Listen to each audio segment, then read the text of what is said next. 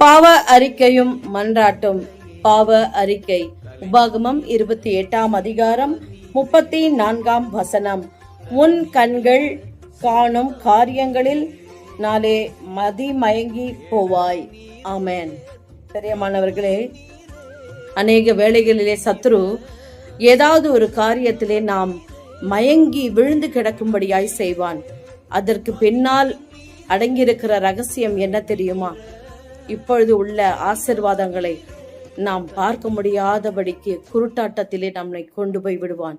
அது மாத்திரமல்ல, நம்மை சுற்றி என்ன நடந்து கொண்டிருக்கிறது என்ற உணர முடியாத அளவுக்கு ஏதோ ஒரு காரியத்திலே நம்மை மூழ்கடித்து, அதாவது நிகழ்கால காரியங்களை நாம் தவறவிட்டு பின்பு முதிர் வயதிலே ஐயோ, நான் இந்த காரியத்தை எல்லாம் கவனம் செலுத்தாமல் போய்விட்டேனே, இதிலே நான் ஜாக்கிரதையாய் இல்லாமல் போய்விட்டேனே, அந்த நேரத்தில் நான் என்ன செய்தேன், எப்படி இதெல்லாம் நான் தவறிவிட்டேன் என்று பரிதபிக்கக்கூடிய காலம் வரும்.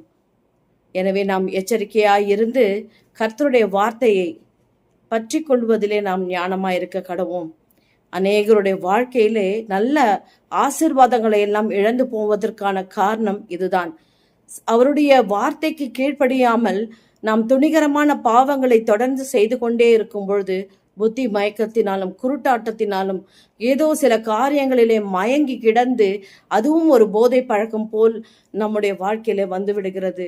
பின்பு காலம் சென்ற பிறகு அதை குறித்து மனம் திருந்தி பிரயோஜனமில்லை. பாருங்கள், இன்று இதை உணர்ந்து நாம் கர்த்தருக்கு முன்பாக நம்மை தாழ்த்தி அவருடைய வார்த்தைக்கு கீழ்ப்படிந்து உத்தமமாய் நடக்க கடுவோம். அப்பொழுது இப்படிப்பட்ட சாபங்களிலிருந்து நிச்சயமாகவே நமக்கு விடுதலை கிடைக்கும். ஒருவேளை நாம் முன்பு செய்த பாவத்தினாலே நமக்கு இப்படிப்பட்ட சாபங்கள் வரக்கூடுமானால் அவை எல்லாவற்றிலிருந்தும் விடுதலை செய்து ரட்சிக்க கர்த்தர் வல்லவராயிருக்கிறார். இப்பொழுது பாவ அறிக்கை செய்வோம்.